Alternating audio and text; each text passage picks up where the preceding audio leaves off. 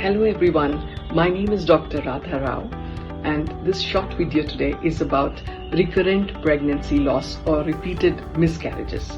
Now miscarriage can also be called abortion or pregnancy loss.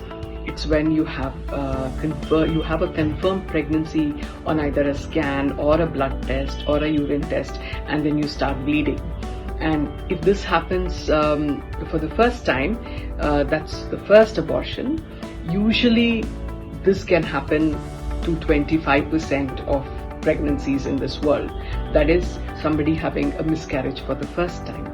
But if this were to happen the second time, that is when as patients you get worried, and this can also happen in about 5% of people in this world. And of course, when it happens the third time, that is like it's quite repeated miscarriage. This can happen about in 1% of people in this world.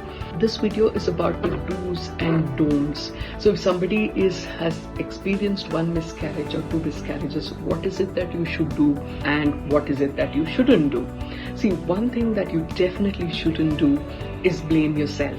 So there's nothing that you ate or you did or any activity like walking or climbing stairs or anything that you ate that could cause a miscarriage. So the commonest reason for the first miscarriage is a chromosomal problem. Not all babies are formed properly, and in up to 70 to 80% of miscarriages, just the egg and the sperm, when it meets, the embryo does not form properly. In the rest of the patients, usually after 2 miscarriages, the doctor will do certain tests. What are they? First, the doctor will do a 3D ultrasound for you to make sure that the baby can grow safely inside you, so that there is no septum or there's no fibroid or a polyp inside the uterine cavity that is preventing the growth of the baby. And secondly, the doctor will do some simple tests. Okay, one is if it has been the second or the third miscarriage, products that were expelled during the miscarriage can be tested for chromosomal testing, and or both your husband and your blood sample is tested for karyotyping, for chromosomal test, to see if you both carry any abnormal genes.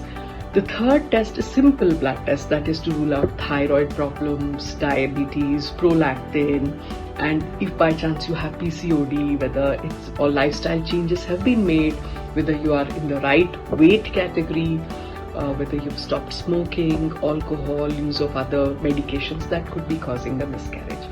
And you'll also have a special test that is called APLA antibodies test, lupus and anticardiolipin antibodies. So if any of these tests are positive, then corrective action has to be taken. But usually in the second and subsequent pregnancy, if somebody's had a miscarriage before, we take extra precautions. Apart from the usual folic acid supplementation, which is vitamin B9 for healthy growth of the baby, we also tend to give a tablet, Ecosprin, which is a blood thinner which helps with the growth of the placenta and the baby. And if any of the antibodies are positive, we might also start some blood thinner injections. Apart from this, progesterone tablet, injection, gel can be given orally or vaginally to help with the growth of the baby. So I hope this helps.